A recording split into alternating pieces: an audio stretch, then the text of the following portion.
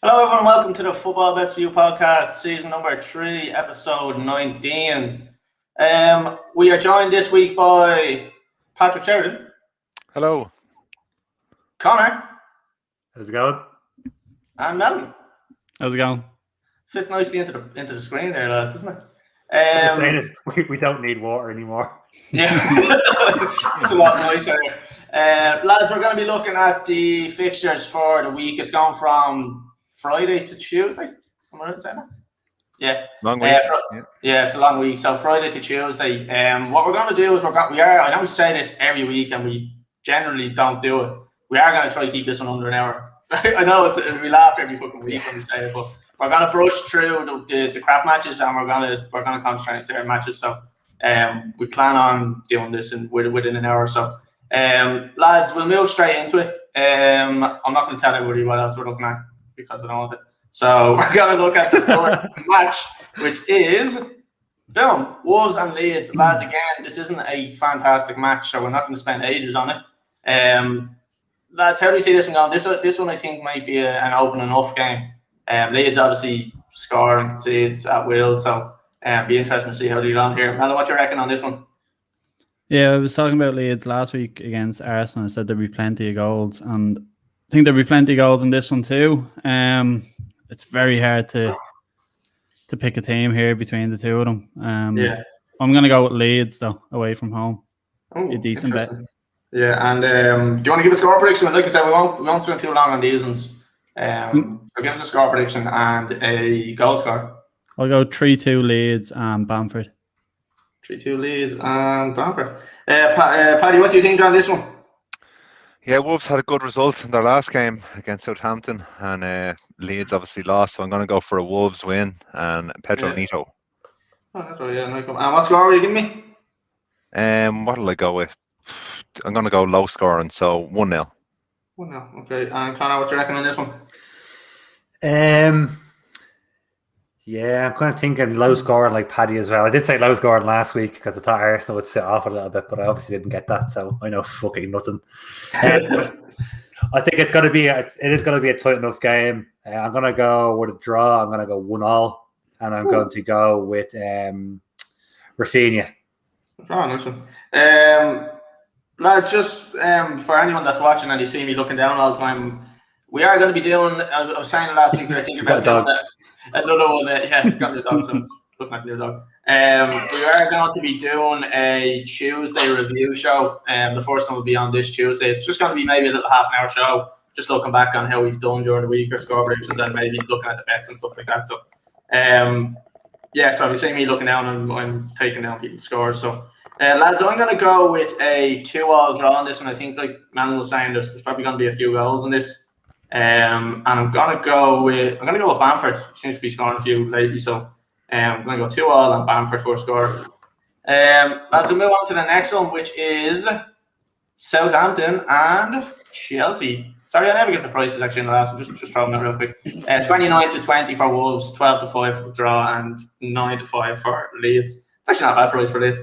Lads, on to the next one, Southampton and Chelsea. 12:30 on Saturday, 19-5 for Southampton, 11-4 for the draw, and 7-10 for Chelsea. A decent enough price, I think, for Chelsea considering the form they're in. Tuchel's come in and pretty much gave them back a bit of motivation. A couple of players that weren't really getting a look in seem to be coming in, the likes of Alonso and stuff like that, and he's doing very well. So, Paddy, how do you see this one going? Do you think this will be a handy enough one for Chelsea, or do you reckon Southampton are going to do much in this one? considering the run that Southampton are on, they just can't seem to pick up a win at all. In the last, say, 10 games. I think Chelsea are on too good of a run now. I think the new manager has come in and transformed them. Lampard was a joke, an absolute joke. Because of a manager. Collie, did I just hear you agree with that? I heard it too. Lampard's a fraud. I was fucking distracted there. You weren't listening to me. I was fucking distracted because I was doing something on the phone there because I forgot to put the thing on Instagram again saying we're actually live. So I forgot to do that and I was doing that and then you said that and I was like, yeah. It was Turncoat, look, fucking hell. A couple of wins, Lampard's forgotten about. Lampard too? You can fucking reword that, Paddy. I'm not letting you know. That's not going out. That's is that your man who played for City, is it? You're on the squad against Chelsea. Our City legend. Paddy, what do you think? Come on. Yeah, it's gonna be a Chelsea win. I think it's gonna be 2-1 to Chelsea. And I'm gonna go for Timo to score for us as well after he got his first goal in over 100 days. Oh, nice one. And it was actually, you know what, we were talking about before, his performances have been a lot better as well. So there's he played very well the weekend. Very well. There is a bit of hope for him and his Chelsea career. Did he get the assist as well? Yeah, he did. He did get an assist, yeah. He got the assist as well, yeah. Now, he barely scuffed the ball over the line for his goal, but sure, whatever way it comes out, doesn't matter. Melon, how do you see this one going? And don't have a dig at Lampard again because I'll just remove it. I actually had a question for you, Collie. I do think Chelsea are going to win, but what do you make of Kepa coming back in to replace Mendy? Do you think it's going to be long term, or do you think he's just giving him a chance? No, Tito came out after the game and he was asked about it. Mendy, yeah, he came out. No, there was an injury, I think, or a knock for Mendy, and that's why he played. He came out and said it, and I think it was Jeff Shreves was talking, and we asked him, is Kepa now the number one, or what? Is there a battle going on? And he goes, no, and Mendy for sure is number one. He goes, Mendy will play from now on. He goes, Kepa's the time. Do you think that the board might have said to Tuchel, like, he's our record signing 70 million, can you get the best out of him?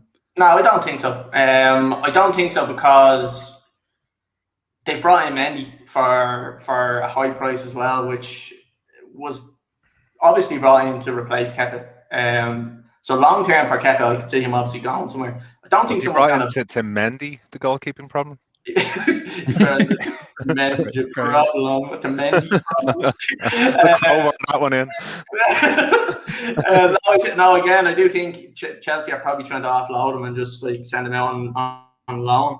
It was good that what Tuchel said though. He did say, like, I know he's like, it was good for Kepa's confidence to get that clean sheet again. I think he would play. He had a clean sheet against Barnsley. I know it's just fucking Barnsley, but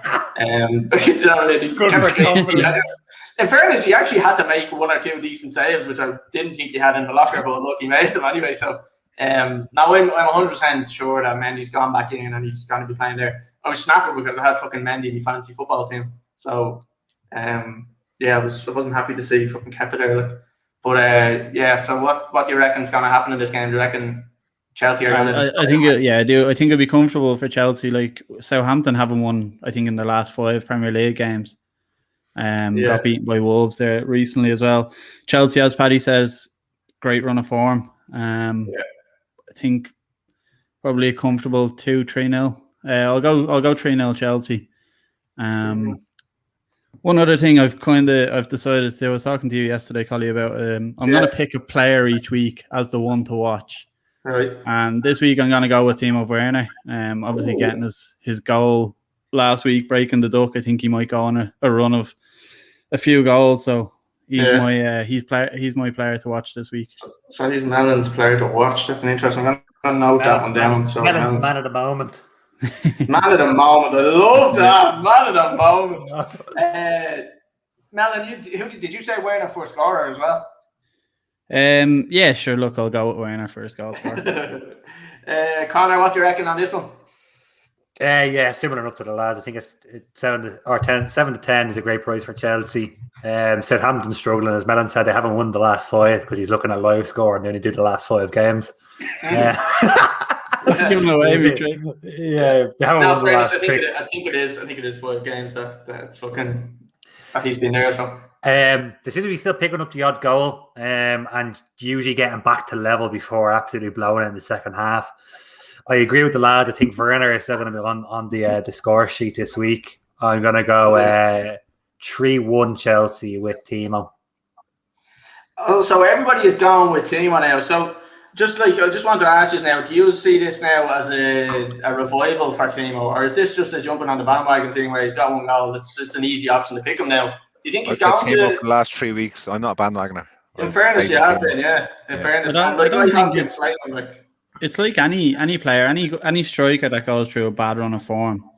One goal can just turn their whole season around for them then, and they start banging in goals. So I reckon he was so low on confidence, and this one goal now is going to change everything for him. And the Chelsea team are desperate to get him goals, and they'll continue trying to kind of play him in, and he gets in good positions. It was just his confidence was down when he was going to finish. So I think this goal has changed things. The thing that's always been consistent with him is that he's always getting in the positions for the chances. So he's always great. He always is running into that space. He's always missing them, but I was going to say it's not a good thing. A lot of players struggle when they first come to the Premier League as well. Yeah, definitely. A lot of players, you don't lose that touch. I think it's going to come good. Connor, so what do you reckon on this one then? Did you give a score prediction for it? 3-1 Werner. The one I wanted to say to you as well, Collie, was... Oh, you're trying all the fucking questions. Yeah, in the news this week, Ziyech wants out. Yeah. Rumours he wants to go abroad. What's the... I don't like that. I think Ziyech was probably one of our best signings in terms of ability and quality. I think is in terms of football manager, he's fucking great. Yeah, he's got his 5-star fucking skills in FIFA. I think he's one of the better players that we brought in. Him and obviously the likes of Chilwell have been probably two of the best. Thiago Silva, don't even need to mention that one. But Chilwell obviously dropping out and kind of Alonso getting back in. That's obviously just the system that Tuchel's looking to play. He doesn't want Chilwell in the team because Alonso was probably a little bit better going forward. But now in terms of Ziyech going, I really think we should be trying to get him into the team there. Like, he's relying a lot on Callum Hudson-Odoi, who's playing a lot of game time, and he's still very young. Like, he's good, but like he has been playing well as well. But I would like to see the likes of Pulisic there as well. So Pulisic hasn't been playing, and then you've got Ziyech as well. I think the two of them would be the ideal left and right side. Like, so do you play him just because he's having a moan about it?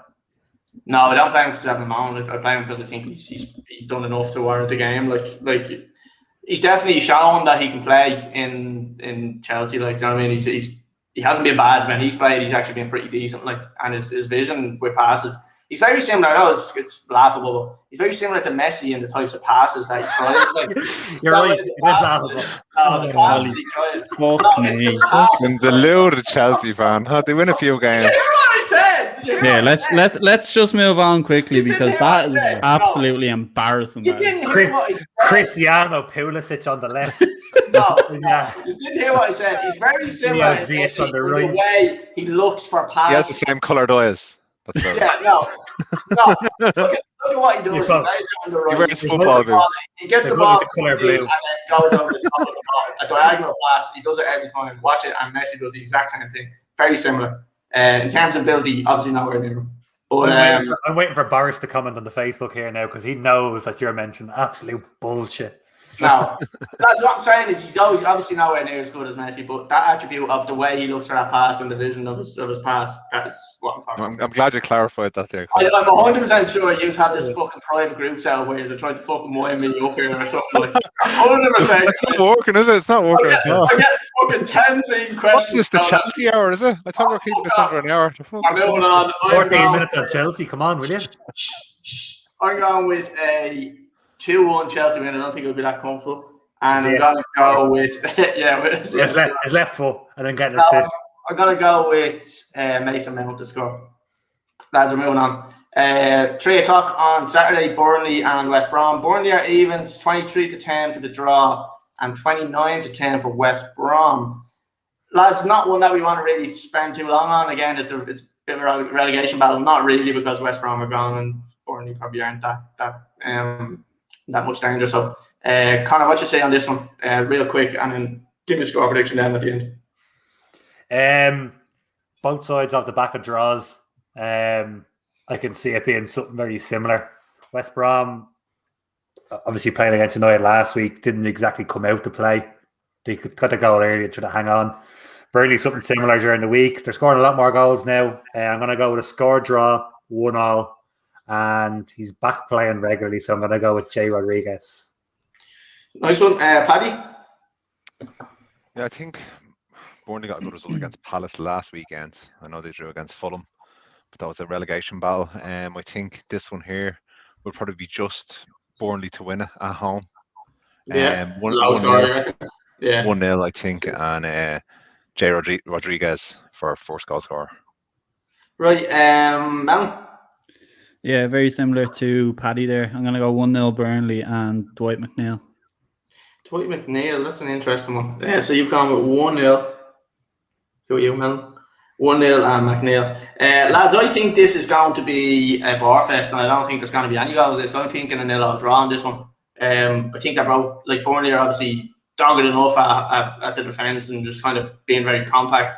West Brom similar enough with Big Sam there, launch merchants. So I don't think there's going to be many goals. In fact, I don't think there's going to be any. So I'm actually going for a 0-0 draw, which I rarely do.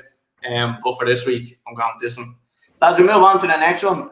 This is probably one of the ones we want to talk a little bit about. So we have we got the wrong time on that? No, it's 5:30. Yeah. Oh, that's good. I've done well. Pat myself to the back. Lads, Liverpool and Everton. 4-9 for Liverpool, 18-5 for the draw, and 6-1 for Everton. Lads, before we go into it, I have named this episode for everybody watching. Can Liverpool salvage their season? So I do. That is a question I'm going to put to you. Is how, and I want to kind of a thorough look at what way you think the season is going to go. Realistically, like I know you can say, well, if Van Dijk goes back, it'll be fucking deadly. I want to know a realistic expectation for the next couple of games and then for the rest of the season. And like in terms of players coming in and out and where they're going to finish in the league. Are they going to get Champions League? Melon, I'll put it to you because obviously being one of the Liverpool fans, how do you see this going? Like we've talked about Klopp, obviously. He had a Liverpool poster there. He's that are pulling off it as well. That's yeah. It's on the ground. He doesn't like them anymore. Yeah. I mean, if you imagine he turned out and just pulled off fucking Chelsea top or something. So what do you think, Van? Like, where do you see Liverpool's season going from here? Like, look, before you get into it, just to mention on Klopp, we know did say that Klopp's under severe pressure and stuff. Not really under pressure, but there was first rumours of him leaving and kind of taking a break from it. But obviously, he's come out and said like that's not going to happen. He's happiest when he's in football. So, where do you see this going from here on in for the rest of the season for Liverpool? Yeah, I watched because all them messages are coming through. So it was pretty much the day after I watched Klopp's press conference for the Champions League, and the questions were put to him about him leaving and him wanting a break, and then the fights that had apparently broke out in the dressing room. And he said he heard all of them. Nothing was true. The players came out and were kind of laughing and joking about some of the stories that had come out about Robertson and Alisson having a punch up. But in terms of the season, it's too hard to call. Like I said when after the Everton game and Van Dijk got injured, I did say that Liverpool are going to struggle for Champions League football. I still think that's going to be the case. They had a massive win the other night in the Champions League. They needed a win going into this derby. Form tends to go out the window with derby games as well. It's kind of like it's completely up in the air. Sorry, just in terms of like a derby game, like have you ever come against an Everton team that has been this strong in terms of squad? Like, no, probably not. In the last few years, like obviously they had Lukaku and stuff, but Everton have always struggled to beat Liverpool, and they're probably the strongest squad I've seen Everton have in years, and it's a perfect time to come up against Liverpool, especially with their run of form in the league.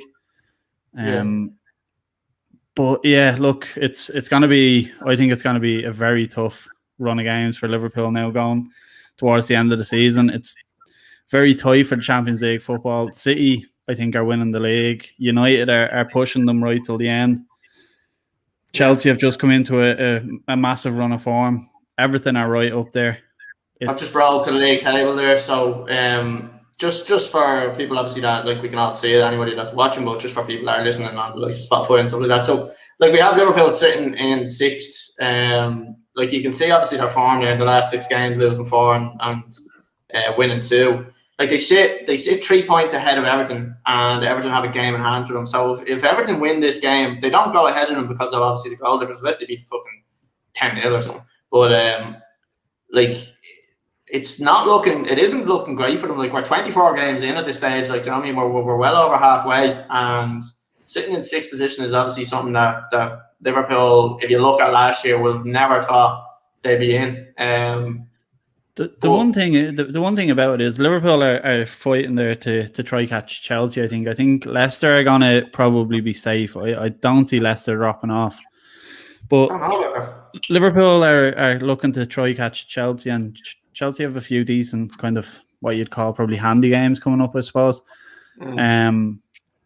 But for Liverpool, I don't think you can ever really write them off. Like Liverpool could go on a massive run of fucking games and get a massive amount of points out of the next few games, depending on if they beat Everton at the weekend. It's a massive win, and it could turn their season around, and they could end up pushing for the top 4 spot. I just think it's very unlikely with the players that they have at the moment. They need to get Henderson out of centre back, but we can't rely on Matip. He's too injury prone. I don't think Klopp trusts the young defenders because he's brought in 2 more defenders.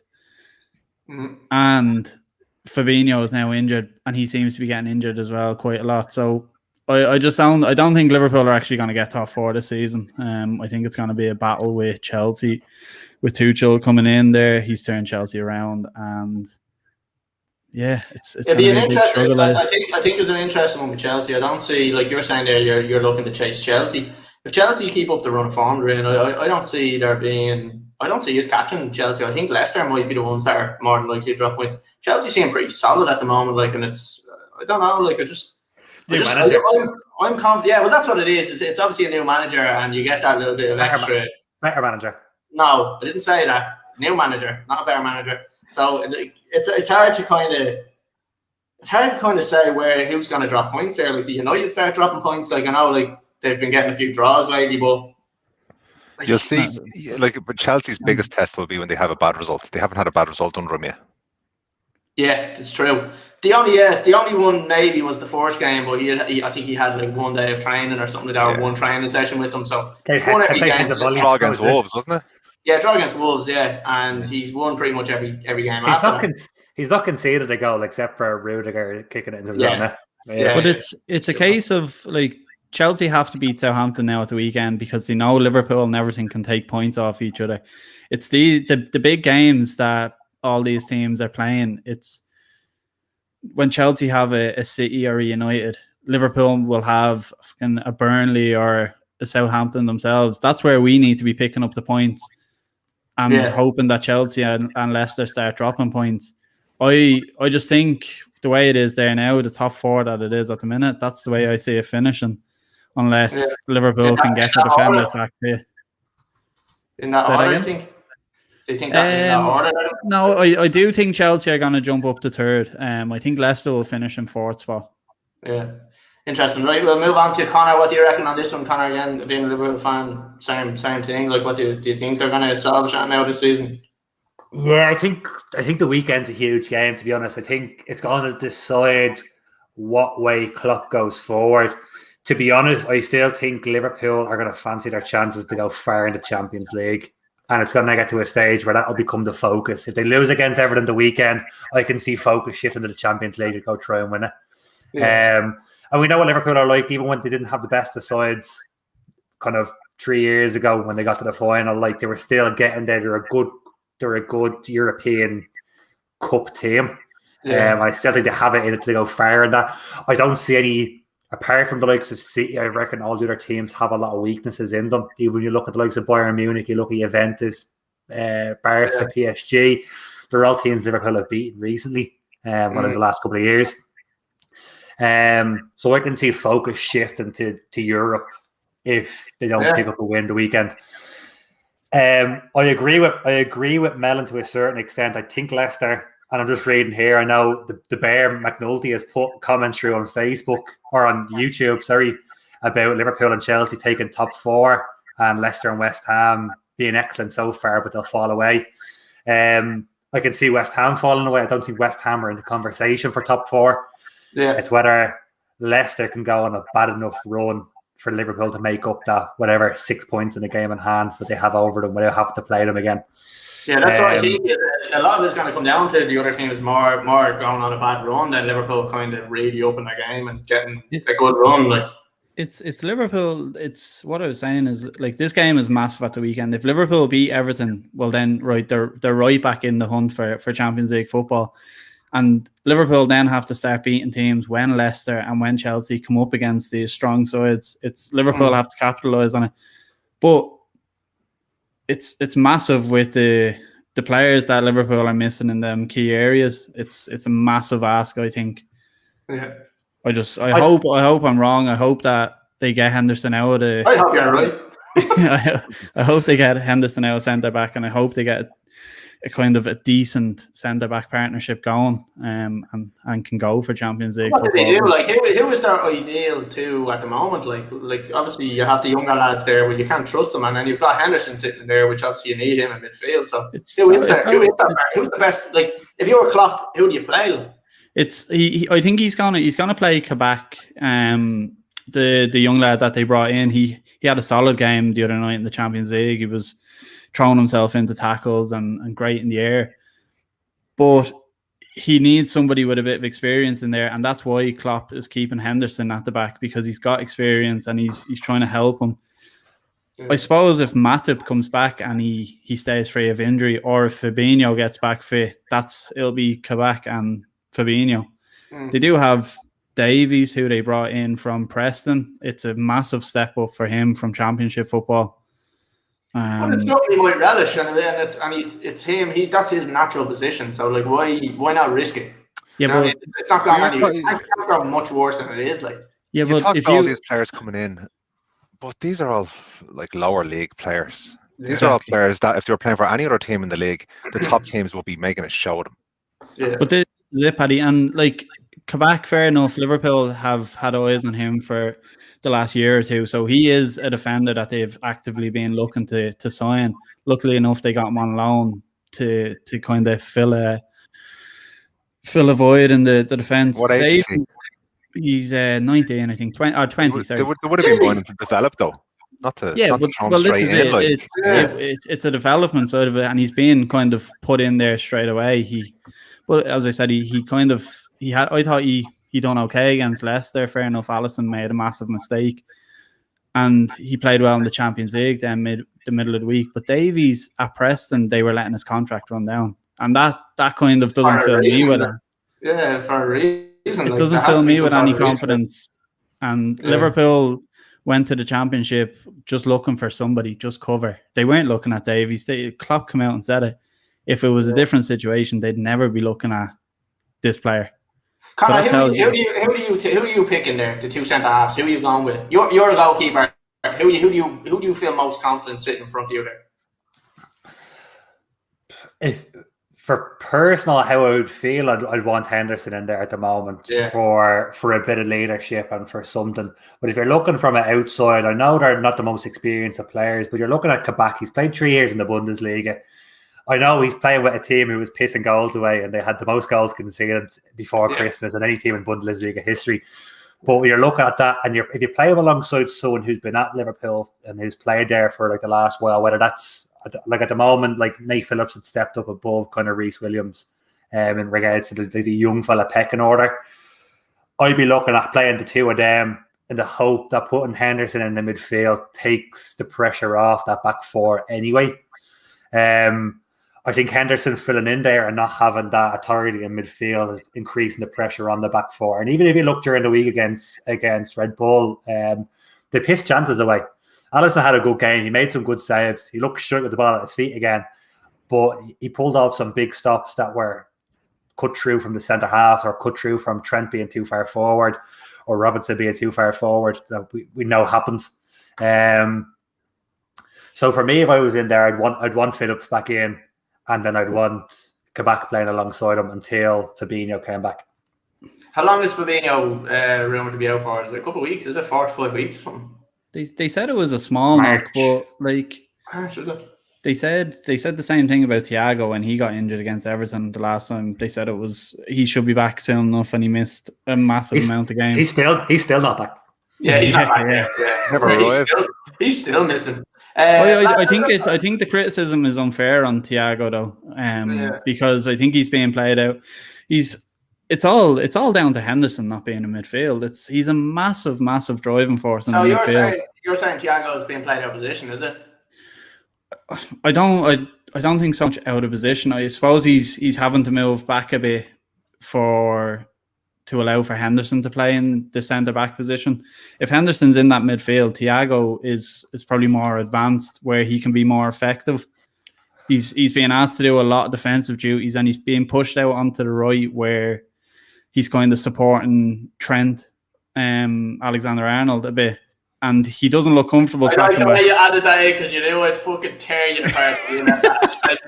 I would have tore you asunder there. So I do think if you get Henderson back into midfield, you'll see a different side of Thiago. Definitely. Paddy, sorry, Connor. I just want to jump to Paddy here, right? As a non-Liverpool fan here, and just tell me how great does it feel listening to this absolute fucking waffle from these two Liverpool fans. Oh, like absolute bullshit. The excuses is fucking unbelievable. If I was coming up with this shit when Lampard was in charge, I would have been getting absolutely slated for trying to defend Lampard. The latest comment there, just listening to about the Thiago thing, that he has more defensive responsibility now. He hasn't done a bit of defending since he came to the club. Because he's not comfortable in the defense. And the worst part of his play is he's not doing well going forward either. But he's not supplying the goals. He's not defending. So what's he doing? What's he meant to do? If you sit down and watch a Liverpool game, he's being asked to play out on the right side of midfield and support Alexander-Arnold in defensive duties. You watch him tracking back, and he doesn't want to be doing it. Like he tackles like Paul Scholes as well. He just kicks players. Yeah, he just kicks players and gets booked after 2 minutes, and that kind of. Well, then that comes down to Klopp. Then that comes down to Klopp as bad management. Yeah, I have to agree.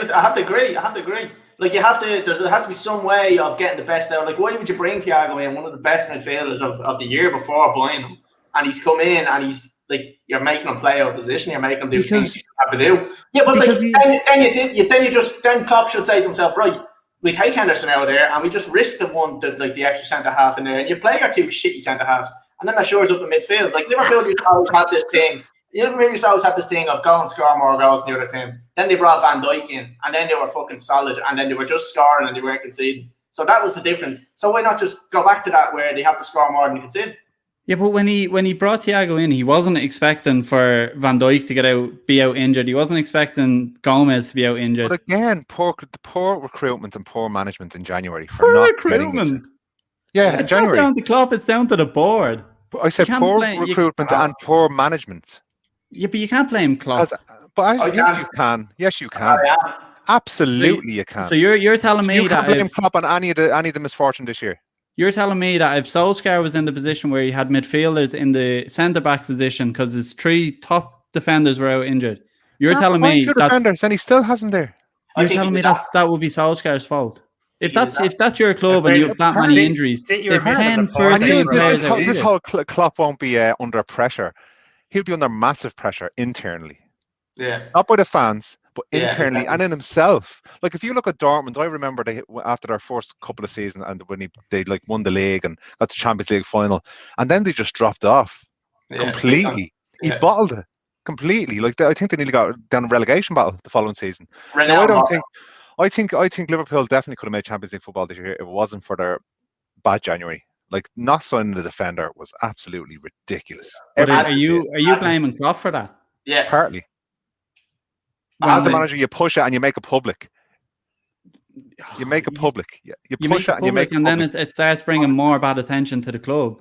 That's just no. Hold on, his first responsibility is getting the team playing well and getting the players he needs.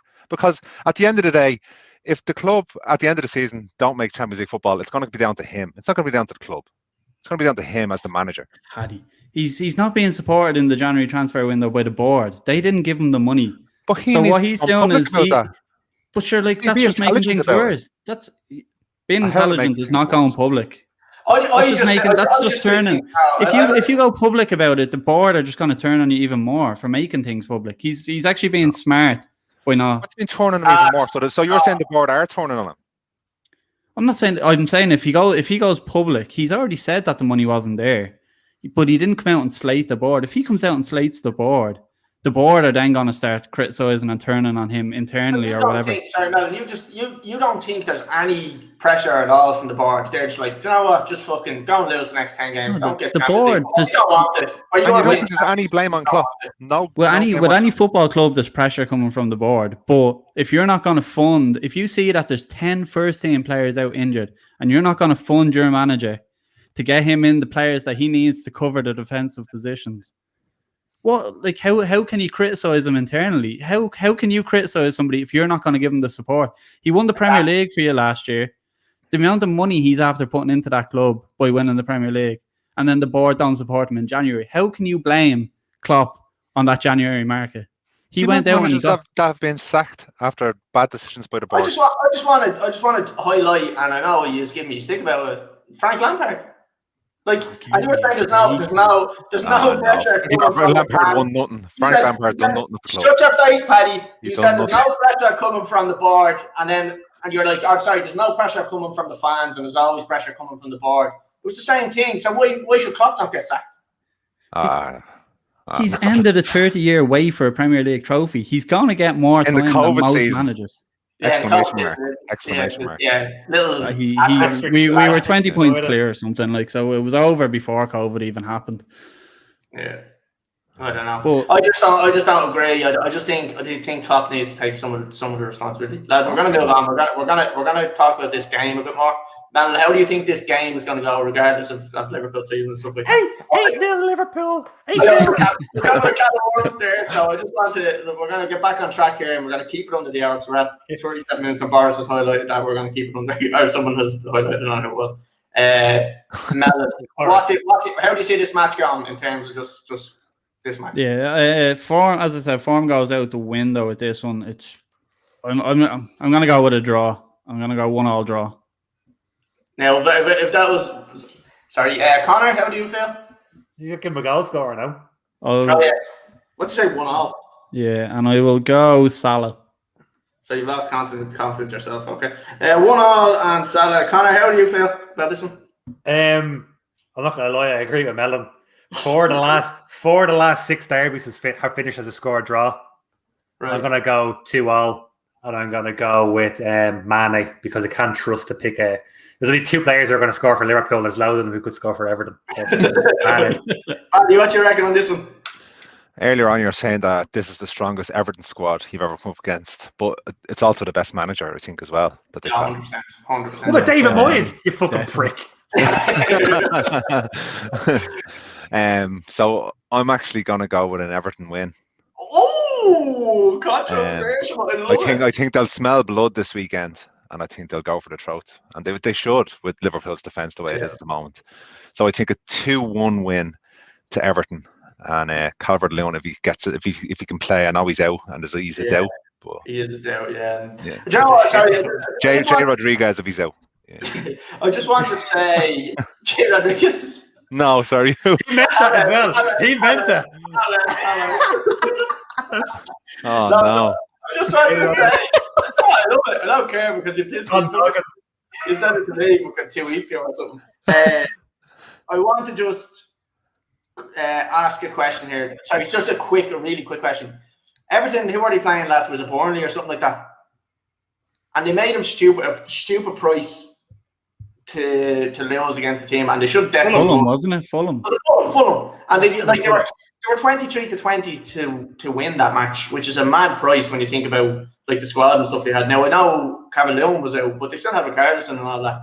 Like, and the bookies got it right. Everton only 1 win and 7 as well. I know, but like I just feel in terms of squad and just like look. Sorry, I just want to ask that throw out there, lads. I'm going to go with a 2-1 win for Liverpool. I think it's going to be quite a tough, kind of tight game, and I think Liverpool might score in the last 10 minutes. Just have to hold on. Can I just jump in there quickly, Collie? Because I know exactly what Collie's doing. Collie's picking Liverpool every single game of the week throughout the season. He's going to pick them to win. I know exactly what he's doing. And then when they lose, he can come back on and be like, oh, they're fucking shit.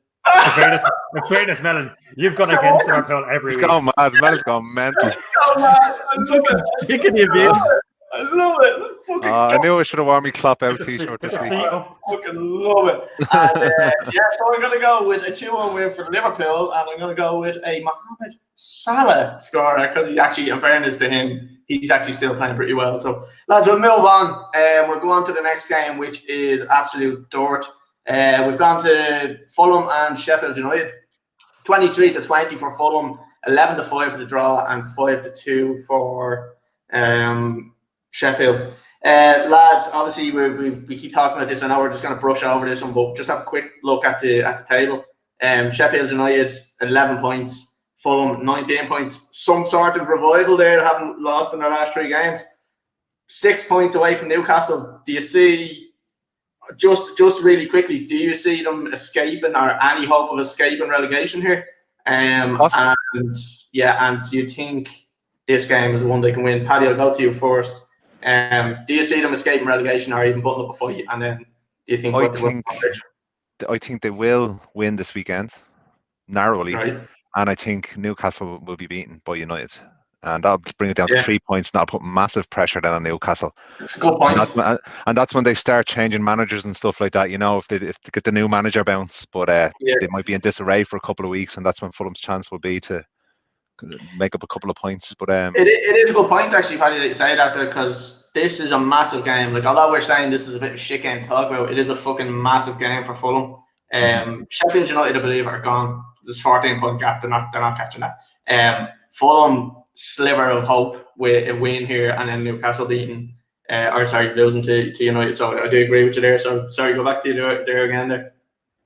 No, that's all I had to say really. I think it's going to be a Fulham win, and I think they've a chance now. I think Newcastle are being dragged into it when they should win. But they're being dragged into the relegation scrap. Yeah. And we were talking about this as well with Steve Bruce kind of being under a bit of pressure, and we were saying, do they get rid of him? He has a massive head, Connor. Thanks for reminding me that. He has a fucking massive head. But Paddy, what score prediction are you giving me on this one? I'm going to go 1-0 and Lookman. Decent player. Connor, how do you see this one going? Or do you reckon Sheffield? Same as Paddy.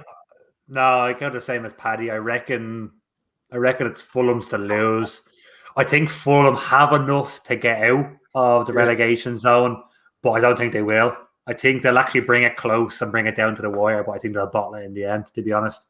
I'm going to say 2-0 Fulham, and I'm going to go with your man Carvalho. Yeah, decent player actually. Melon, what do you reckon on this one? Do you see any revival from Fulham, or any glimmer of hope for them? Or like Paddy made a good point there, they lose, or if they win this game and Newcastle lose, they're kind of right back in it there. Yeah, I can completely agree with what Paddy was saying there. I think Fulham are going to win. Newcastle will be beaten by United at the weekend. And then I do think with Wilson being out for Newcastle, it's a massive difference as well. Bruce might be under even more pressure. As Paddy said, they might get rid of him. And Fulham are going to keep the faith in Parker. So it is a massive opportunity for Fulham to get out of the relegation zone. So I will go... I'll go 2-1 Fulham. Right. And I will go Ruben Loftus-Cheek. Oh, that's an interesting one. I haven't heard of Lofty in a while. Connor. He's been very wasteful since he went to Fulham, hasn't he? He has. I've been a little bit disappointed in him. Someone who was flying at Chelsea just before, I was actually pretty surprised that Lampard sent him out on loan because he was getting him in a bit. But that's Lampard. It's shooting he's gone, isn't it? Looking after the youth. But look at him now, struggling. He knew he didn't have it in him. Struggling. Yeah, good luck. At least he has a job. He went to a Bar London team. Yeah. I'm going to pretend I didn't hear that. And Connor, did you give me the score prediction? Yeah, I did, yeah. Okay, what did you say? Because I didn't write it down. Do you remember? 2-0 and Carvalho. Oh, yeah, okay. And Melon, you gave me 2-1 with 2-1 Loftus-Cheek. Loftus-Cheek, yeah. The whole conversation was about one. So I'm going to go with a 1-1 draw here, lads. I think Fulham should win this game, but I just, for some reason, the way this season's going, I just think they're going to bottle it. I think they're going to struggle here to break down Sheffield United for some reason. Having said that, Egan went off injured last week, didn't he? He looks to be out. He looks fucked. So he looks like he could be out for a while. I do still think that they're going to bottle it though, and I'm going to go with a 1-1 draw. And I am going to go with Paddy on this one. Sorry, that was from the Bears. I'm going to go with Lookman. I think Lookman is pretty good. Yeah, I do think Lookman is a pretty good player there, and if Fulham do get relegated, I think he couldn't possibly move on to a better team. Maybe a lower, when they say better team, probably the likes of Brighton or something like that, someone in the lower half of the table. Right, lads, we'll move on. We'll go on to the next one, which is Sunday at 12 o'clock. Decent enough game here. West Ham against Spurs, 6-4 for West Ham. 23-10 for the draw and 7-4 for Spurs. Spurs obviously really struggling lately. Mourinho, I don't know what it is. Is it his third season, lads? I don't know. Or is it his second season? Second, I think. Second. Mourinho, it's the second season, yeah. It's the second, okay, right. So he might last this season and then probably get sacked or else leave next season. Melon, how do you see this one going? Obviously, West Ham are doing quality with Moyes there at the moment. In the last 6 games, they've won 4, drawn 1 and lost 1. Sitting in 5th position, level on points with Chelsea. Bit of a poorer goal difference, but look, they're ahead of Liverpool with 2 points. How do you see this one going? And do you see Spurs struggling against West Ham, a decent West Ham with an out of form Spurs? Out of Spurs form. Out of Spurs form against a West Ham form. Okay, Yoda. Out of Spurs form, he is. In form, they are. So, what do you reckon? Do you reckon West Ham are gonna put it up against Spurs, or do you reckon this will be a handy enough one for Spurs? I'm going to go and say this is going to be where West Ham start to slide down the table a little bit, start to drop points. I'm going to go with Spurs win. I'll go 2-1 away from home and Harry Kane. Oh, interesting. Connor, what do you reckon? Yeah, it'd be hard to disagree with Melon on that. These are the games that Spurs need to start picking points up because they're 6-pointers for Spurs. They're gonna. It's not like playing against Brighton. It's not like playing against Fulham. It's a massive benefit for Mourinho to win these games. Again, you would have looked at West Ham away, and it would have been an awkward one, but I don't think it is at the moment. I think you'll lose that with a London derby as well, with no fans being in the ground. So, yeah, you can see Spurs winning it. I can still see it being tight as well. So I'm actually going to go 1-0 Spurs, and I'm going to go with the opposite of Kane. Son. Paddy, what do you reckon on this one? Good result for Spurs tonight, actually, in the Europa League. Bale got a goal even. Even Bale. Yeah, I still think West Ham with David Moyes, one of the best managers of the Premier League era, at the helm. You slated him a second ago. He was the worst manager ever in the first podcast, remember? I was about to say it on the first podcast that Paddy came on. It was like, who's the worst Then I changed it though to Benitez. Yeah, it's most hated manager, David Moyes. Not even a fucking thought like David Moyes. And then I think you led me into that decision though, because you first started talking about United managers, and then that's all that was in my head, and I just kept thinking of Moyes. I think you backtracked then about 15 or 20 minutes later after we were singing his praises for West Ham. It's like, second thoughts, I'd like to. Oh, yeah. He's like, shit. Yeah, shit. I remember how much I hated him and his fat. That's right. But, West Ham, I think, will get the win this weekend. I think Spurs, just no consistency whatsoever. They did a good game against a bad team tonight. And I can see West Ham, the London derby for the two of them, be 2-0 to West Ham. 2-0 West Ham. Yeah. I mean, I can see it happening all right. It's going to be... I'm sorry, to give me a scorer? I'm going to go Declan Rice. Right, He got a goal in the last game, so. I think he had a pen, was it? Pen, yeah. Cool. Yeah, lads, look, I'm similar enough. I think you have both gone for wins. I'm actually going to sit in the fence in this one and go for a draw. I think the draw is the easy option in this one. Spurs obviously not in great form. West Ham obviously flying form, but Spurs obviously being the bigger club and obviously having that little bit more quality, I think they'll probably cancel each other out. And I'm going to go with a 1-1 draw. And again, I'm going to go with a Son goal. Just think that he's probably going to be right one. So, lads, we move on. Next one is 2 p.m. on Sunday. Aston Villa against Leicester, 15-8 for Villa, 12-5 for the draw, and 7-5 for Leicester. Lads, obviously we've been talking a little bit about Leicester. We won't spend too much longer on this.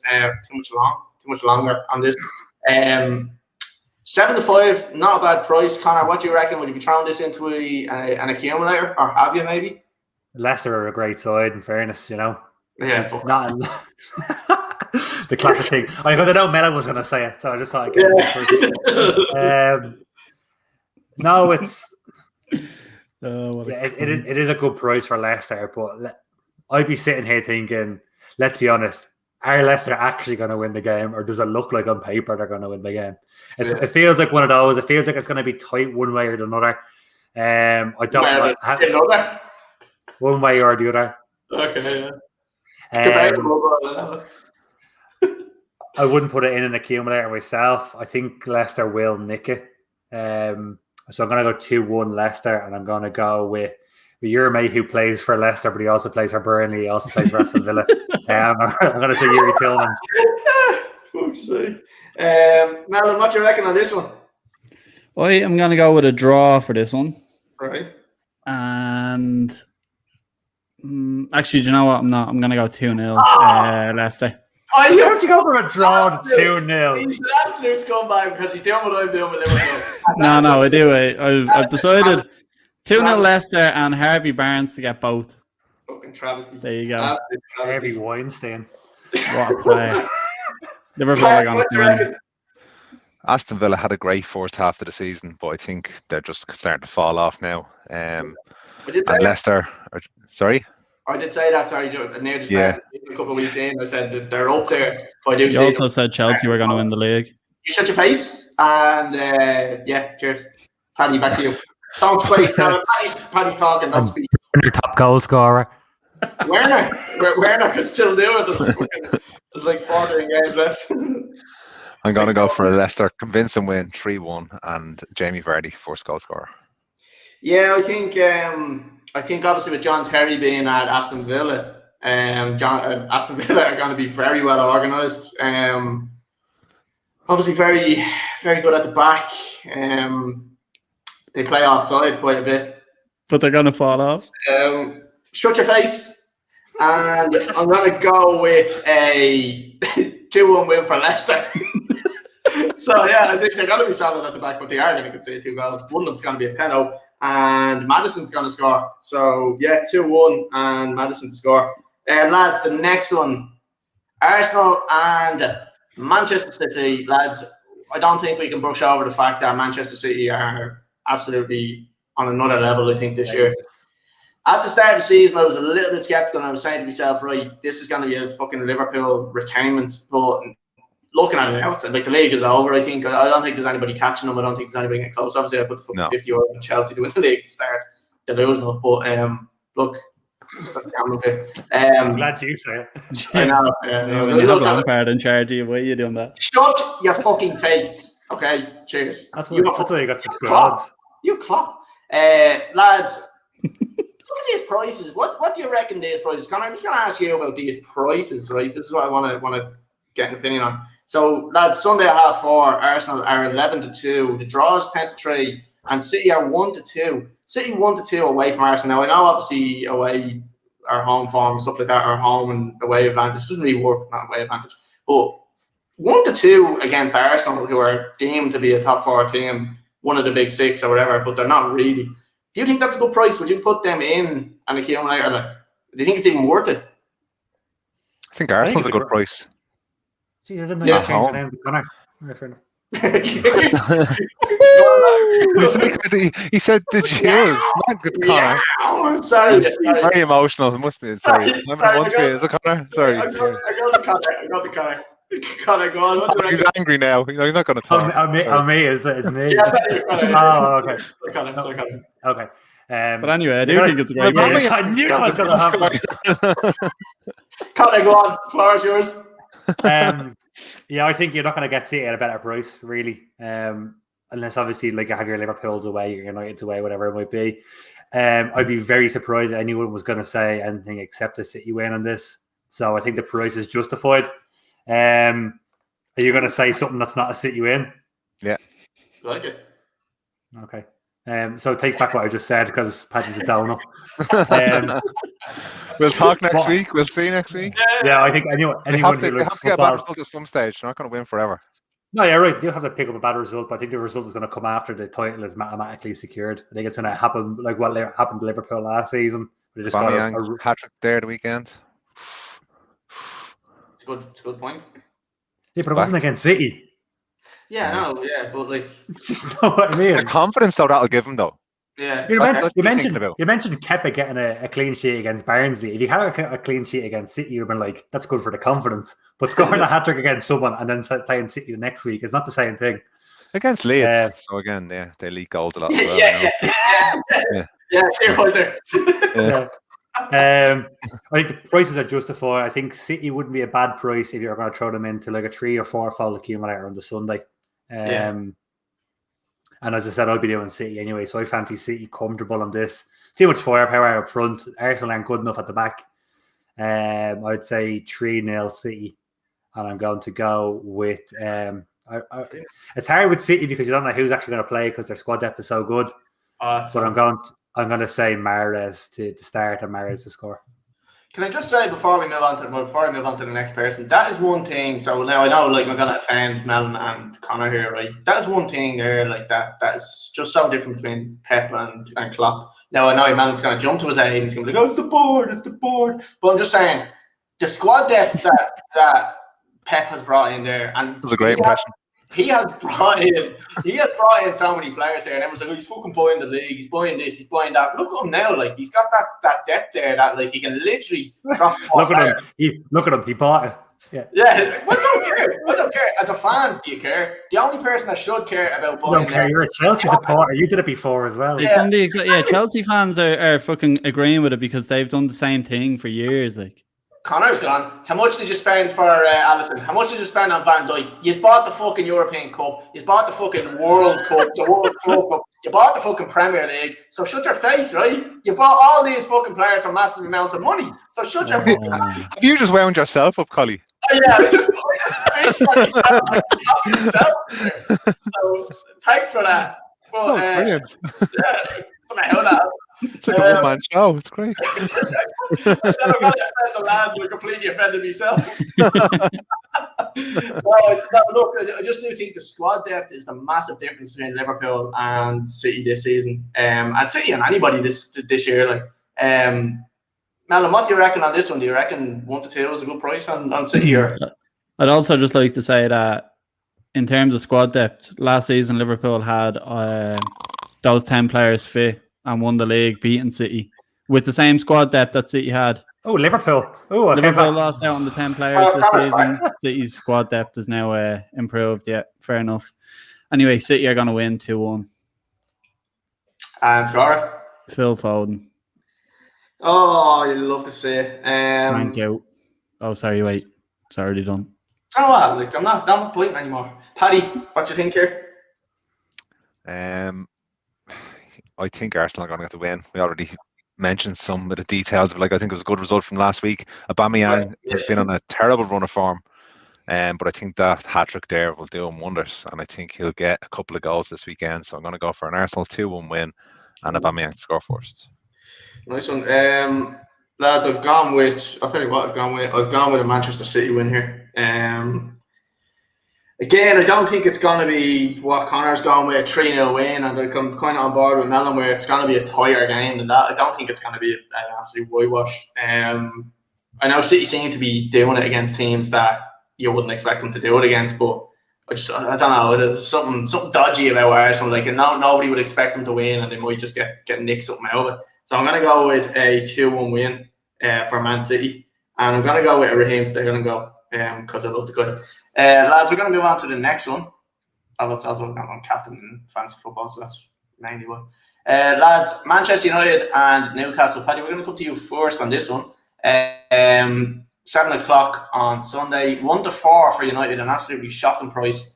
5-1 for the draw and 10-1 for Newcastle. Lads, we see there, we've obviously talked about Newcastle's terrible form under Steve Bruce, and we have been talking about him possibly being sacked and maybe them getting somebody in to replace him. Got a massive head, thanks for that, Connor. But I'm just wondering, are they in danger? Like, are Newcastle actually in danger now of putting themselves in a position where they won't turn it around? Like this game for me is a massive game for Newcastle. So do we see this being a motivator for this game, or do we reckon that could? It probably won't make a difference because United are probably too good to beat them. What do you reckon? I don't know about that. I don't know. I think any team coming to Old Trafford now know they can score a goal. And then if they look, the last couple of draws we've got against Everton and then against West Brom, but I did kind of console myself. We were talking about the first week on the podcast. My first week was about Sam Allardyce being a genius, wasn't it? Pep called him a genius. Is that what it was? Yeah. So that consoled me a little bit. But good result tonight for United. I think they have to win convincingly this weekend because they've been stuck. Now, you did say, sorry, I'm going to jump in. I think you did say against West Brom, this is one where they have to keep a clean sheet and they should be aiming to keep a clean sheet. That backfired. Well, everyone, like, I heard a couple of the pundits and the referee saying that it wasn't a foul for the goal. If that had been outside the box or anywhere else in the pitch and you stuck your fingers up somebody's nose and pushed them out of the way, it'd be a foul. It was a foul all day long. Lindelof should have been fucking more, like, he should have been stronger without a doubt, but your man stuck it like a bowling ball. You was Lindelof like a bowling ball. The referee, look, you were fucking shite through the game. Fans coming to excuse, getting all these sorts of excuses. Bard's fault. That's absolutely jumping on there like a fucking pack of United fans and their excuses. It's the Bard's fault, though. You know, I wouldn't blame Ole. He's at the wheel. Now, lads, I do want to talk about something because, like, we were saying that goal that he scored, right? Fair enough, foul, whatever.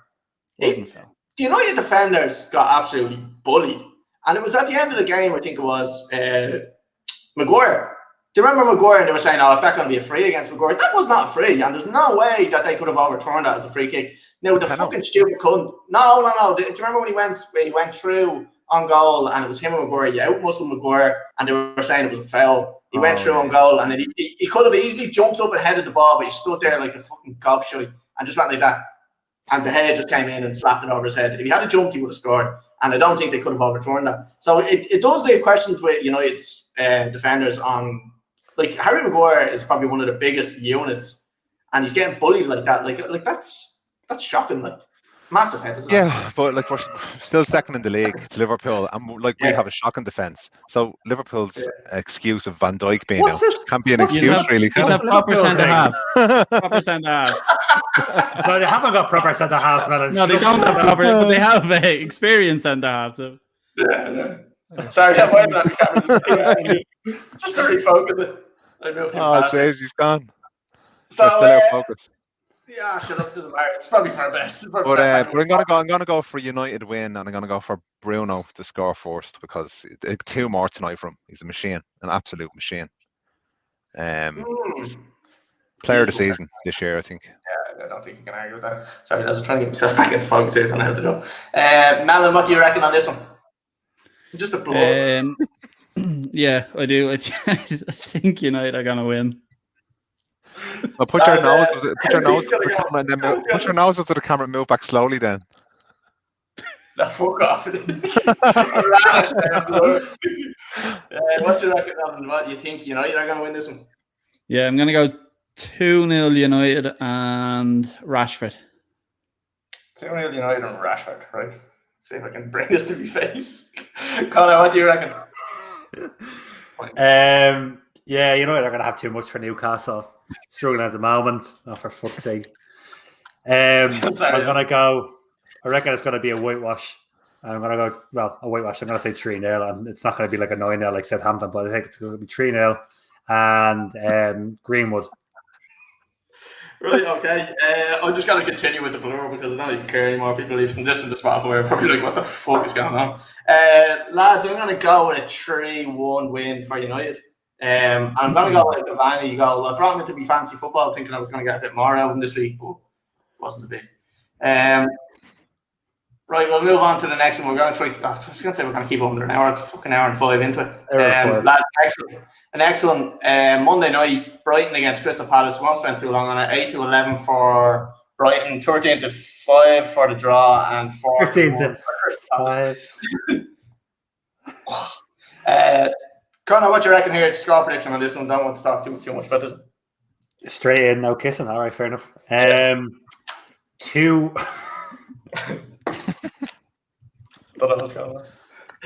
Palace and Eze. 2-1 Palace and Eze. Right, I've completely stopped taking these down at this stage, so I'm gonna have to rewatch this and do it. Melon, what do you reckon? 0-0. 0-0. Interesting. Okay. Goal scorer. Yeah. I'm gonna go 0-0 as well because I don't know any of the players. I'm back. I am fucking back. Oh. I'm gonna go with like when the lights go up at the end of a nightclub. Yeah. 4 out of 10. Lads, I'm gonna go with your reflection. Shit. I'm gonna go with a Brighton win here, a 2-1 win. Palace, I thought were gonna be Burnley, I think it was there the other week, and disappointing loss against them. So 2-1 win for Brighton, and I'm gonna go with a Mopé goal. So yeah, gonna go down. Lads, last game that we're gonna be looking at, Leeds and Southampton. We've obviously talked a little bit about Leeds, so we'll just get score predictions on this one.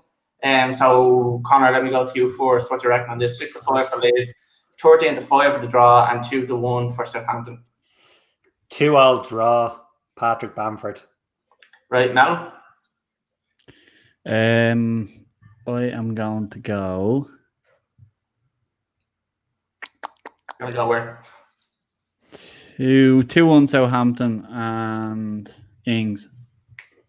Okay, Paddy. Yeah, no, for this game now, I still think that Liverpool should have bought a defender, and it's Klopp's fault. Definitely Klopp's fault. Terrible here. But I think because of that, I think Leeds will probably win 3-1. Bamford first goal scorer. Yeah, I also agree with Paddy. I think Klopp definitely should have bought a defender in this game. And I'm going to go with a Leeds win. And I'm going to say 2-1 to Leeds. And I'm going to go with a Dallas goal. I think Walter usually picks Dallas goal. So I'm going to go with a Dallas goal. Right, lads, we're going to move on from the whatever that was, the games there.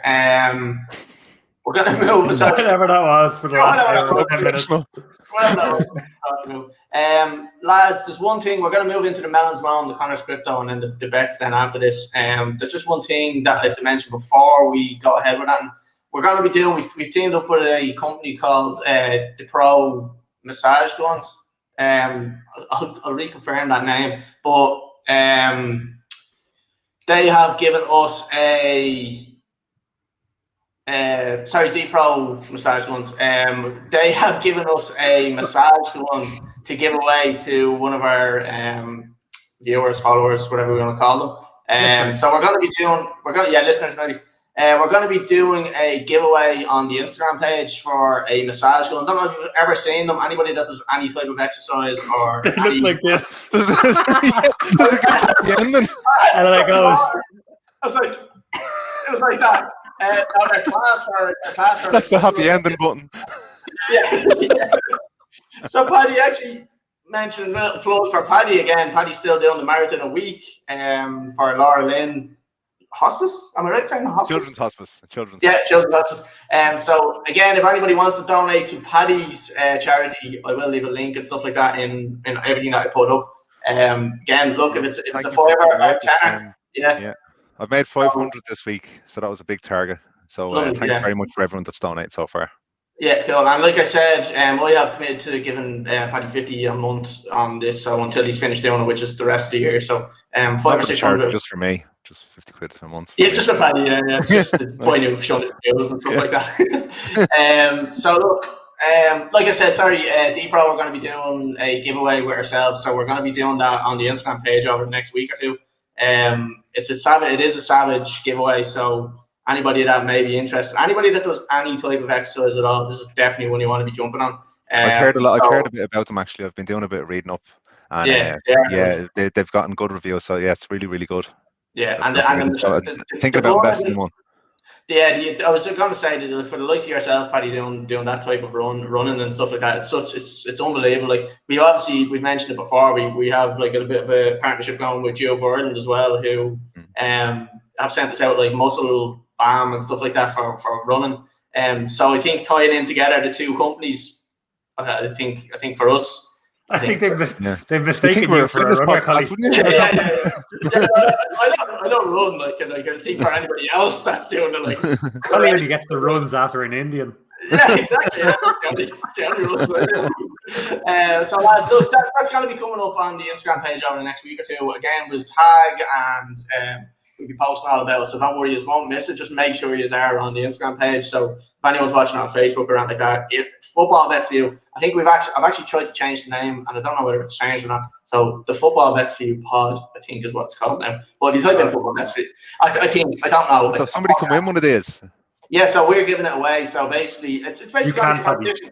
All you have to do is all you're gonna have to do is like the picture that we post up. You're gonna have to tag two mates. You're gonna have to follow D-Pro massage guns, and then that's pretty much gonna be it. So free to enter. We're gonna be giving it away regardless of what happens. Like, yeah, so like Peace Allen's to win it. Peace Allen, yeah. That's Paddy's program. The kids are not set up for Instagram accounts now. Yeah. So look, if anybody is interested in that and like I said, doing a bit of exercise, make sure you're on the Footballbets4u Podcast on the Instagram page. So lads, we'll move off that and we're going to go on to the next thing now, which is Melons Moan. Melon, did you have something you wanted to say about this? I actually don't really have a moan. I've tried to change this little segment to something different. maybe just get some opinions on some of the kind of big stories coming out of football in kind of the recent weeks or whatever. So one that I came across and you probably have seen was during the Ipswich and Northampton League One game, a referee squared up to Alan Judge. Now, when I've read everything, I've just seen nothing but kind of complaints on Twitter and professionals coming out saying that he should be like suspended. He should have his referee license taken off him. I want to get your opinion on it because me personally, I think referees get some amount of abuse on the pitch.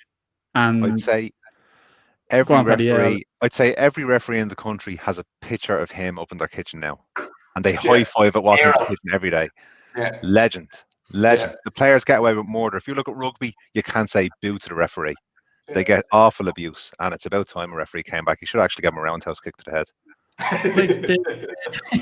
The Ipswich manager Paul Lambert came out and is demanding that the authorities have a look at it, like the FA and stuff, to suspend him. Now he's being taken off the weekend games, but like surely with the amount of abuse referees get off players, they're bound to have a reaction at some stage. I don't know, Connor, what do you think of it? I'll call you over to jump in there. Go on. Sorry, taking a deep breath there. I was going to jump in on personal experience, but go on. Actually, Collie, you know what? I'll go to you because having played football with you for so many years and the amount of abuse that like you give to referees after games, during games, I want to get your view on it. Connor's having a hissy fit. Connor's like, I'm not doing it anymore. No, I'm not. No, look, I can't shy away from the fact because a lot of people that are probably watching now have probably played football with me. Bit of a fucking mouthpiece when I play football, to be fair. Most of the shy footballers are. Yeah, they are, yeah, because they have to account for something. Like, so if you talk as much, people just think you're good. Like, so now I have to admit, sometimes I do go a bit overboard with the abuse that I used to give the refs. I think as I kind of grew up a bit more, I've kind of toned it down. Maybe I haven't toned it down. but I've done it in a way that's less abusive and more trying to like, how do I explain it? I don't call them cunts anymore. Respect. No, I can't even say I'm being respectful. I'm trying to belittle them. I'm trying to make them feel like they're absolute ticks. Like, and do you know what? I never do that to a person in real life. And I know this is real life, we're playing football and stuff like that. But if I met anybody on the street, I would never say a fucking bad word to them. But as soon as I play football, I turn into a bit of a fucking prick. And I do. I try to belittle the refs, and I try to make them feel like they're fucking 2 feet tall. Like, and if one had hit me a slap over the ears, I probably would have fucking deserved it. And I couldn't even argue with it. Like, some of the shit I've said to people is shocking. Like, what do you think of the whole like asking for his license to be taken off him and all this kind of carry on? Like, yeah, absolute bollocks. At the end of the day, right? At the end of the day, this referee is a human being. Like, we all have played football. We all know what it's like playing football.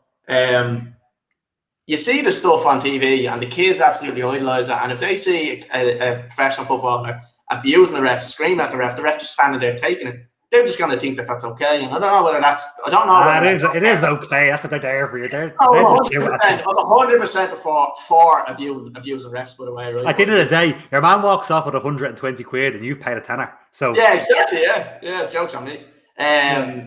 Like for me personally, I think I'm just going to give my final opinion on that. I don't think he should be. I don't think his license should be touched, looked at. I think he should be reffing this weekend, and I think the players should leave the refs alone. If a player makes a mistake, gets a red card, he gets a 3-match ban. Give him a 3-match ban. Yeah, let him back in then. Yeah, I don't think he deserves a 3-match ban. I find that hard. Yeah, what do you think? Because surely Alan Judge has said something there to kind of trigger the referee's reaction, no? Yeah, but if he said something to the referee should do his job and then penalise him for it. He shouldn't not do his job and square up to him and look for the scrap. You know? He looks like a hard cunt, though. That's the only thing. Yeah, he did. Oh, he definitely has like love and hate tattooed on his knuckles. There's a picture of sending off an Ipswich player during that same game, and he has a smile on his face as he's sending them off.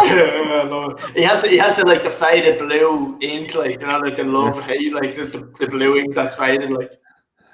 But he's if a player was put in that position and he lost his head, the player should get his 3 games, as Paddy said. I think if the referee's put in that position and he loses his head, he loses his professionalism. I think missing this weekend is probably enough for him. I think he should be back the following weekend because he is probably one of the better reps in the league from what I've seen. He does a lot of the top games in League 1, League 2. I think it's enough. I don't think it should be any more than that. We all lose the head at some stages. So we've all lost the head of the referee and walked for it, or we've all lost the head of another player. So I think, a game, 2 games is plenty. Anything more than that is an outrage. I suppose one other thing that I wanted to kind of ask, because we've got multiple fans here. Messi and Ronaldo look like they're going out. Well, Juventus maybe not, but Barca are definitely going out of the Champions League, I think, this season. Juventus got an away goal, but Porto obviously put it up to them, so they're going to be a tough team. But Ronaldo and Messi coming to the end of their careers, who do we think is going to step up and replace them? Now, I personally think Mbappe and Haaland are the 2 players that are kind of coming out of their shadows. But I'd like to put the question to the 3 of you. At United, Chelsea, Liverpool, who would you take, Mbappe or Haaland? Who do you want to go for? I'll go Paddy. Being the United fan. Who for your club, like, who do you think is going to be the better sign? If I could take either of them now, considering the players we have players that can break and have speed, so I take Haaland. We need a striker, an out-and-out striker. For what we need, I'm not saying he's definitely a better player. Haaland is a better player than Mbappe. You know, they're both amazing players, but we have fast players that can break behind. I'd definitely take Haaland. 100, like the goals he's scoring at the 8, like he's only 21. It's class. He's a machine, absolute machine. And what did he say during the week there? Mbappe got a hat-trick and he says, "Oh, that's the only motivation I needed." Then he just went in and banged in a couple of goals as well. Yeah. I think what he said, I think what he came out and said as well is Klopp should have bought a better defender as well. Just that's what I've heard. It was quoted by him, but I don't know whether he said it. I think he did say something about responsibility on Klopp, and it definitely should happen. I saw. Did you see a celebration? He did this at the end, which means he uses the pro massage guns.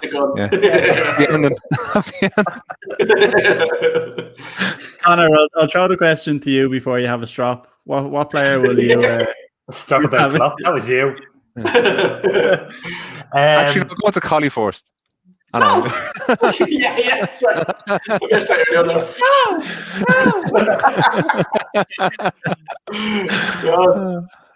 At the moment, Liverpool need Haaland. If it was a case of where they lost Salah or Mane in the summer, which is obviously rumoured around Salah maybe moving on at some stage, I'd take Mbappe over him. But the two lads still there at the moment. It's a number 9 is what's missing. Interesting. And Collie, Chelsea? Yeah, again, on the same thing. Chelsea, I think, have an abundance of wit, like, and they have. Yeah, Ziyech just like Messi. Can I say my opinion without fucking one of you cunts jumping in and fucking slating me, talking about how good Chelsea are, right? Fuck you. They've got. No, sorry, good. I do have one more. Mbappe and Haaland. Do you think either of them would go to Chelsea if Lampard was still there? Haaland, I think. Haaland gives you the chance. I don't ever see Mbappe coming anywhere near Chelsea. I just don't think he suits Chelsea. I don't think he's a Chelsea player. I think Haaland is big powerhouse, strong up front, good touch, great finisher. Definitely you could see him, and I have seen rumours of him being linked to Chelsea, but obviously rumours like. But if I at the moment, if I look at the Chelsea squad, I definitely think it's a number 9. We do have like the likes, like you said, we're talking about Werner coming into a bit of form, but he's definitely not going to be I don't think he's going to be a 25, 24 goal a season striker. Like, you did this year. I know I did at the start of the year. I maybe jumped the gun a little bit on that one, right? I reeled it back in and fucking cashed out me €50 bet. But no, if I'm picking at 100% Haaland all day, and if I'm to compare the two players, I think Haaland is definitely a better player. Just because I think he's a lot more consistent than Mbappe is. Dortmund are on a shit run at the moment, and he's still fucking banging in goals. And I can't argue with him. Like, it's class. I would pick Haaland myself for Liverpool. But I seen Dortmund's president come out and said that Haaland doesn't actually have a release clause this summer. Yeah. Apparently, it's summer 2022, and it's just a private agreement between them, whatever that means. But I also think United have been very smart, and Solskjaer has been very smart. He's coming out into the press saying that he's so interested in Haaland's performances, and he's eager to see him improve and all this kind of carry on. But I think Mbappe. Mbappe is class, but I did hear about Haaland's situation with United, saying that his dad had a word with him and said, "Don't ever go to United because he played for City." And Leeds. No, I don't know how true that is. Haaland himself has said he wants to win the Premier League with Leeds. Like he's not going to go to Leeds, let's be honest. But Leeds, I think if he's shown anywhere, it will probably be United, Liverpool, or Chelsea. But then it's who can afford him as well. Liverpool can't buy a defender, so they're not going to be able to buy Haaland. Melon, what do you reckon he wouldn't go anywhere near City? City are crying for a number 9. I just don't. Well, like City probably have the money to go and get him. Like they can offer him the most. Number 9. I don't think Pep. Yeah. He's the type of player Pep wants. No, I think he's the fucking. I think he's. You look when he had it. Like he's just like it's the same big like Ibrahimovic, and Pep just didn't like him. Yeah. When he's at Barcelona. He has an attitude. Like Mbappe is gone. Mbappe goes to Real Madrid. Yeah. What was it I heard for? Pep would want like 15 midfielders on the pitch. Yeah. Not 15. But like we did say it, like, and we were like, I think only 2 or 3 weeks ago we were talking about how good City are, and they don't even have a number 9, and they're playing Mahrez up centre forward, they're playing fucking De Bruyne up, and every single one score. Like that's why I was saying the whole emphasis on City seems to be like their wingers, like regardless of who, like their midfield and the wingers, whoever they have up number 9, it's like it's just 100% guaranteed to get a chance to score, like, and it's whether you can just finish it. Like, you know what I mean? They're so creative, like. But how much do you think Haaland would be? 200 million easily. Yeah, but like it depends on this clause that he has. I think it's something like 50 million, isn't it? Dortmund are short cash as well. So they're after cutting the price on Jadon Sancho for this summer. They're saying I don't rate him. Yeah, he's been poor this season. I've been watching a good bit of him. He's fucking sure he is. He scores a few goals here and there, but like United are rubbing their hands. They'll often find it could be down to the whole. Yeah, it could be down to United kind of having all that interest in him and him thinking maybe, all right, I'm going to United this season, and then it doesn't happen. So your form kind of dips. But yeah, I suppose United will get him on the cheap in the summer. And then Haaland, I think Haaland's price, that clause that he has is a ridiculous amount of money for someone to sign him. Like, it's really, really cheap compared to what he should go for. Yeah. When you think about like fucking Kepa going for 80 million or whatever it was, like, and the difference like in how many points each player is either going to save you or win you, like it's fucking it's A to Z. Like Haaland's one of them players where he won't do anything. He won't do anything for fucking 80 minutes. All of a sudden scores fucking 2 goals in the space of 5 minutes. He's fucking quality, he is. And I said it last year. I think like the first year he kind of showed up at Dortmund. I said it. I said he's a beast. Like the chap he's a monster. Like, and his finishing is so good. I think there was a little phase where we were in our WhatsApp group and we were looking at him. We were just like, this chap is absolutely outrageous. And he was like, I think every week we were like Haaland again, and we were talking about United missing out on signing him. I don't know how true it was that United were actually going to sign him.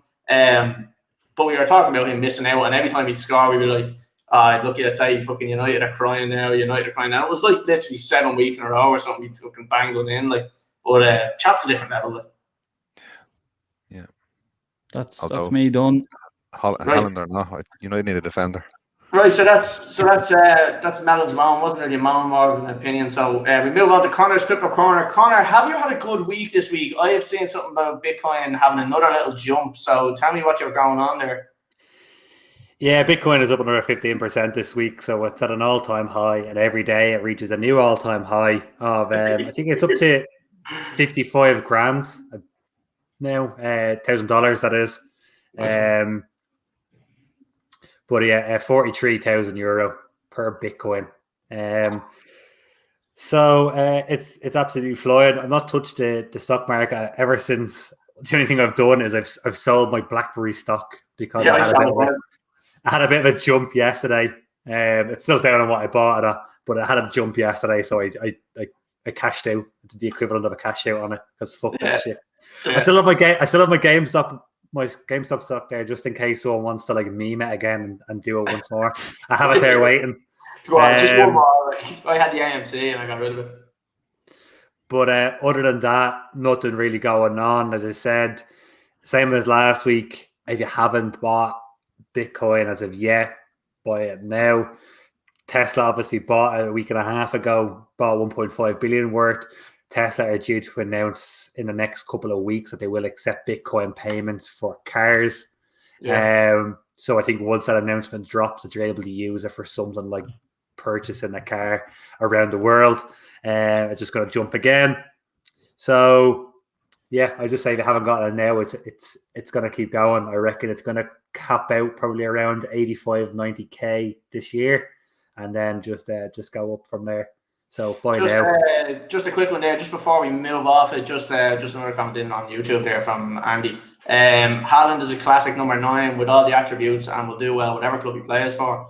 Whoever gets him will dominate for years to come. I actually can't even disagree with that. And although Preston North End. They got him. They still wouldn't win the league. No, I think obviously he's talking about the top 6 teams there. Maybe top 4, whatever Melon mentioned there. He reminds me of Van Nistelrooy. No, I'm not. Joe, he's a mixture between Van Nistelrooy and Drogba. I knew why did I know you were going to. I always bring back Chelsea. I always bring back Chelsea. But now I think Andy's onto something there. Definitely 100%. Whoever does get him, he's gonna be a fair play for Andy for sticking around for the last hour and a half. What we talked about garbage. love to see it. Lads, Connor, is that all you've got in your crypto corner? Yeah, boy, Bitcoin. Fuck it. Right, okay. Lads, we're moving on to the last thing of the pod. We're an hour and 28. This had been planned to go under a fucking hour. But sure, look, let's say that. Connor, what have you got for me this week?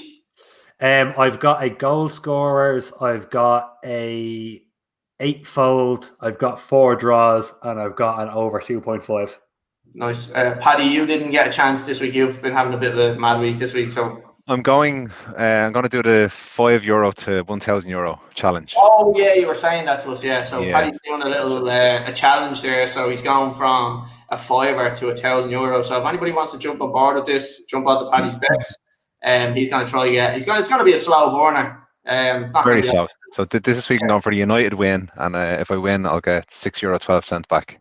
So. Right. So yeah. So I mean, in fairness, we did try do it about 2 months ago, and just an absolute failure because I think we were all trying to beat each other to get into the 1,000, and we just kept trying it on stupid bets. Melon kept putting things on at 1,000 to 1, and then putting a swiver on it. Yeah, £5,000. Yeah, well. Yeah. So, Melon, have you had a chance to have a look at that this week or no? No, I've been mental in work and stuff, so I haven't got to do anything.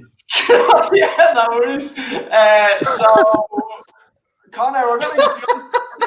Actually, sorry, lads. I'm going to bring in my. Right.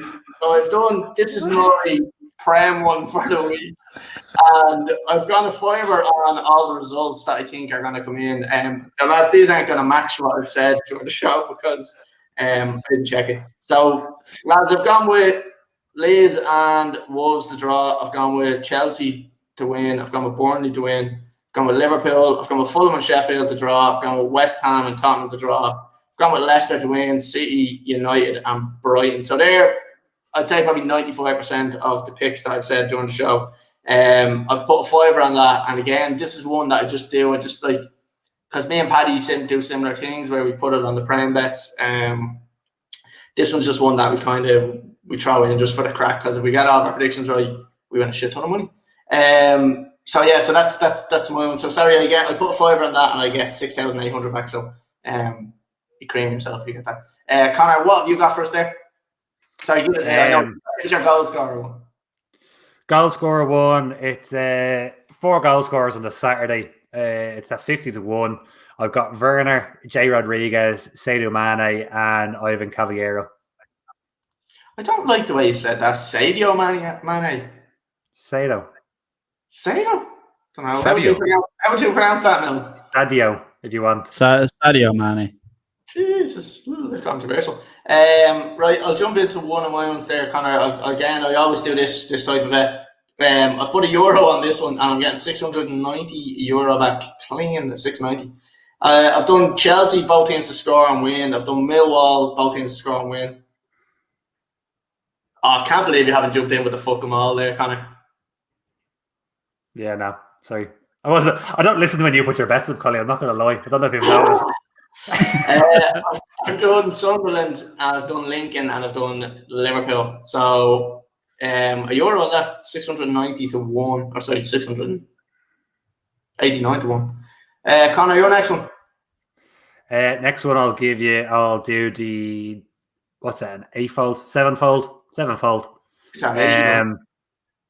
Pays back at 50 to 1. Bolton to beat Southend, Cheltenham to beat Bradford, Lincoln to beat Wigan, Pompey to beat Blackpool, Sunderland to beat Burton, Bournemouth to beat QPR, and Fulham to beat Sheffield United. Fiver, I'll pay back 500 blips. Yeah, not bad. I don't know about the Bradford one. I think Bradford are hitting a good bit of form there. But yeah, look, we'll see how stranger fucking things will happen. Whatever. Yeah. Whatever. So I've gone with a 7-fold, and it is 33 to 1. Fairly modest for what I usually do. I've gone with Exeter to beat Grimsby. I've gone with Cardiff to beat Preston. Mick McCarthy's doing wonders there.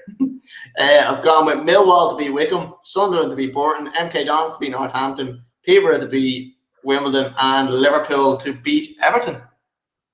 Connor? Next one, I'll do the 4 draws. So £2 will pay back 300 off of this. So I've got Huddersfield and Swansea to draw, Sheffield Wednesday and Birmingham to draw, Stevenage and Warsaw to draw, and Liverpool Everton. It's not a bad one. And what does that pay back? Sorry, what did you have on that? What does it pay back? I have 2 on and it pays back 300. Not bad. Right, I'll jump into. I have a 10-fold here. So, do you want to take that? bit of a risk at a couple of teams in. So tenfold, 5 on, get you back 360 quid. So I've gone with something to beat Wellstone. I've gone with Atletico Madrid to beat Levante. I've gone with Real Madrid to beat Valladolid. I've gone with Sporting CP to beat Portimao and Letters. I've gone on to the Sunday games, lads. I did say last week that I don't look at the Sunday games, so I have decided to have a look at the Sunday games. And that's the first game on Sunday you picked. At the very first game, yeah. Anderlecht, Vincent Company in charge there, so I've gone with them to beat Cotteret. I've gone with Real Sociedad to beat Alaves. I've gone with PSV to beat Vitesse. I've gone with Fenerbahce to beat Gaziantep. I've gone with Roma to beat Benevento, and I've gone with Benfica to beat Farennes. So so that's that one. Apologies about the pronunciations, but I don't know what the fuck they're called. Connor, what you have one more for me, have you? One more over 2.5 goals. £2 to pay back 150 blips. Nice. And I've got over 2.4.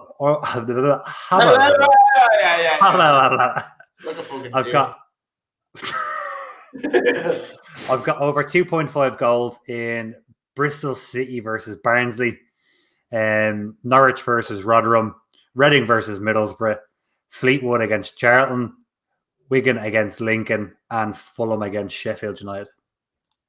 Over 2.5, yeah. Yeah. Nice one. I have one more for you. Is that your last one, Connor? That's me, yeah. Cool. I have one more for you, and it is a 7-fold. I've gone with a 5 on, and I get it's 46.65 to 1. You get 238 back. I've gone with Exeter to beat Grimsby. I've gone with Swansea to beat Huddersfield, who I think are a decent price at 21 to 20. I've gone with Norwich to beat Rotherham. I've gone with MK Dons to beat Northampton, Peterborough to beat Wimbledon, Lincoln to beat Wigan, and Tranmere to beat Oldham. So, yeah, I think that's a decent enough, and I think that's probably my bet of the week, to be honest with you. Yeah, I think so. Lads, we've failed again this week. It was supposed to be an hour. It's now an hour and 36 minutes and for 15 seconds. Look, we'll try. Like I said, we are going to do the review episode on Tuesday. It's just a little bit more content that we can try to get out. I'm going to try. I think, Melon, I think you said you would probably take part in this week's one for me. Yeah, should be. Yeah, okay. So we'll see how that goes. I don't know. I don't know what way I'm going to do it and how I'm going to edit and stuff like that. So, going over an hour here is not a bad thing. It's extra entertainment for the people listening. Yeah, look, people just want a quick podcast, but I mean, bullshit. So no, look, lads. Was that one of the listeners? Yeah. None of them are left, Paddy. They left after an hour. Oh God! They only lasted about 40 minutes, and that's their attention span is gone. Then, so now look, I have had some kind of feedback saying that maybe just keep them a little bit shorter, but I don't know. I don't see why. You can skip through it. Yeah, you can skip through it. Like I don't really. Not if it's live, you can't, Cully. Yeah. Do it live. Well, that was me fucking hell, lad. Give me fucking abuse. It was. So lads, look, that is the end of the pod. Like I said, we're on the Instagram. Make sure you get onto the Instagram if you are watching us on YouTube or on Facebook. And if you don't know the Instagram or you want a link, text me. You know who I am because you're watching it on my personal page. Text me on Messenger and I'll send you a direct link and you can follow it. You can enter the competition to win the Pro massage gun or whatever. Adam on Snapchat. Adam on Snapchat, yeah. I'll send you shy pictures. So lads, is there anything else that I needed to say?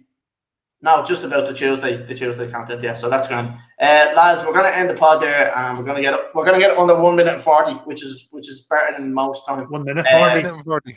Oh, 1 hour 40. Sorry, should really delay me, right, lads? Delay it a little bit. Keep it going. It's been emotional. So, Paddy, thanks for joining me this week. Thanks very much, Klopp out. Connor, nice one. Cheers. And Melon, cheers. Cheerio. Right, we will be back at the same time, in the same place next week. So join us then. Cheers. Thanks, everyone. Enjoy work tomorrow, man.